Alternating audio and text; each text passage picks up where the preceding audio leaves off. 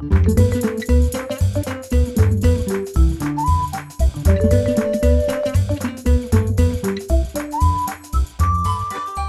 amigos, ¿cómo están? Hey guys, I hope everybody's doing well. Soy yo, Danny, your profesor de español. And this is episode 69, y'all. It is the passive voice. That's what we're going to be talking about in this episode. And guess where I got this idea? From you, the viewers. Yes, on the Language Tutor Facebook page, somebody said, hey, what about a lesson on the active and passive voice? Really, I said, okay, hey, let's do this. That's a great idea. So here we are talking about the passive voice. And yes, we are going to talk about active voice first, just to sort of compare the two, start with what we know and move into what we don't know yet, okay? So let's just kick it off. Now, as I've said, there is active voice and there's passive voice. So there are two different types of voices in Spanish. You really already know the active voice, but maybe you just didn't know that's what it was called. But it's active voice is probably what you already know. Here's what active voice is. Active means that the person or the thing doing the verb is the subject. Okay, so in any sentence, there's a subject and a verb, and the subject is what is doing the verb. Okay? Now, some people like to say there's a doer and there's a receiver. Okay, we can call it doers and receivers if we want. That's cool. Whatever it helps you, whatever way helps you to remember it. Okay, that's fine. Just call it whatever you want. But the subject is doing the verb in active voice. Now, I'm going to give you an example here. Okay, I'm actually going to give you a couple. The team built the house. So see, the subject is the team. The team is the one doing the verb. And of course, the house would be considered the receiver. They built what? The house. Okay. But the point is that the subject of the sentence is doing the verb here. Okay. So in Spanish, that would be el equipo construyó la casa. All right. Now let's do two more examples just so you get a good idea of active voice. She wrote a book. She wrote a book. In Spanish, ella escribió un libro. So she is the subject. She's the one doing the verb. Okay. Let's look at one more example. We're going to use these examples later as well. My father cooked the meal. My father cooked the meal. In Spanish, mi padre cocinó la comida. So my father is the subject. He's the one doing the verb. So really, this is exactly like what we've been doing the whole time since we started with lesson 1. When we started getting into verbs, someone was always doing the verb.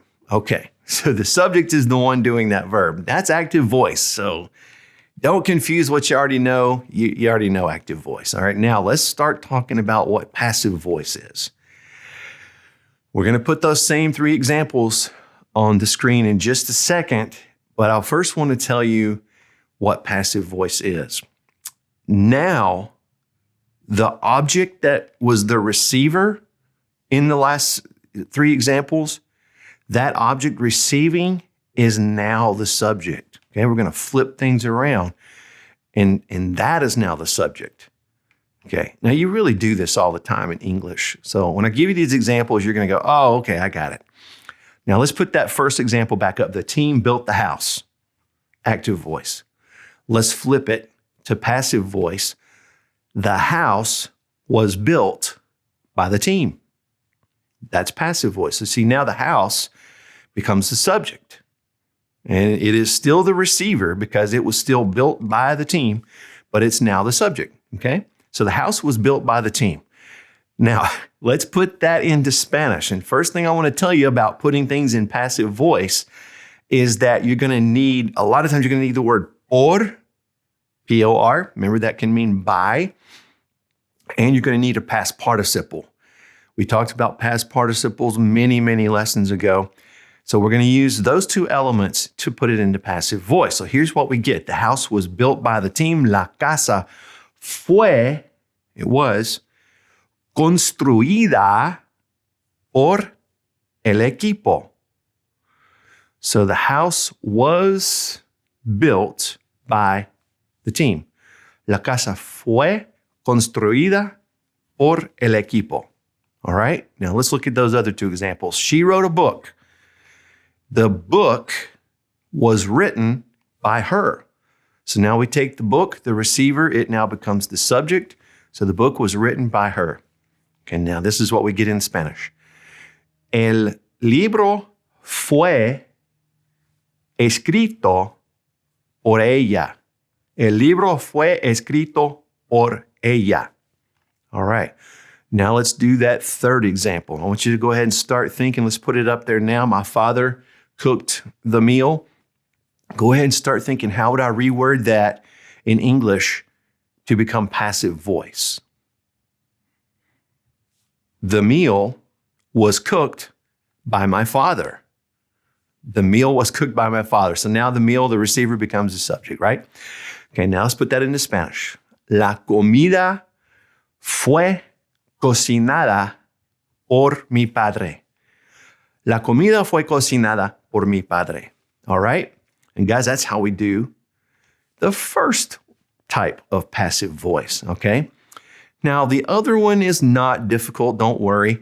This is just a different way of using the passive voice, okay? Now, this is what I was talking about, when you're driving down the street, when I was talking about the other way, you're driving down the street and you see a sign in a store window in Spanish.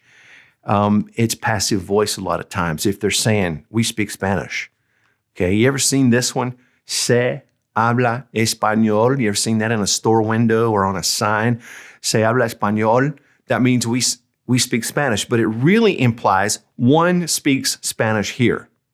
Okay, that's it. Spanish is spoken here. So we're using that reflexive word we used a long time ago, se, to imply one does something. So we don't really have a specific person we're talking about. It's just one does that, okay?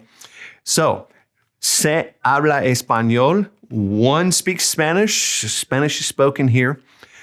But now, I want to take it a step further. That verb after se, sometimes that verb will actually be plural. But in this type of voice, it depends on the noun that it's after the verb. So I'm going to show you some examples so you'll see what I'm talking about. If you're talking about the market and you said, oh, they sell fish in the market. Yeah, they sell fish in the market. That would be like this. In English, we say they, but we're not talking about somebody specific. We're just talking about in general, yes, it's sold there. So in Spanish, it would be like this. Se vende pescado en el mercado. Se vende pescado en el mercado. One sells fish in the market. Fish is sold in the market. Same thing. Okay. Now, notice the word pescado is singular, so we're using vende. If you were putting this on the chart, right, the verb vender, it would be in the bottom left, singular, but it's, third person, but it's singular.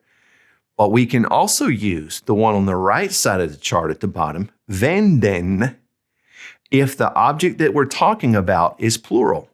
Here's an example. They sell socks in the clothing store. Yes, they sell, socks are sold in the clothing store. Se venden calcetines en la tienda de ropa. Se venden calcetines en la tienda de ropa. So now vende becomes venden because socks is plural. Okay, so that's a little different than what we're used to. We're typically talking about how, we typically gauge singular and plural on something different. And that's really the subject doing that verb. But now it's just based on whether that noun after it is singular or plural. All right. And let's look at that previous example a while ago. I said, se habla español. Okay. So you notice habla is singular because Spanish is just one language. It's a singular language. But now what if I saw this sign? I'd have to make it plural. Watch this.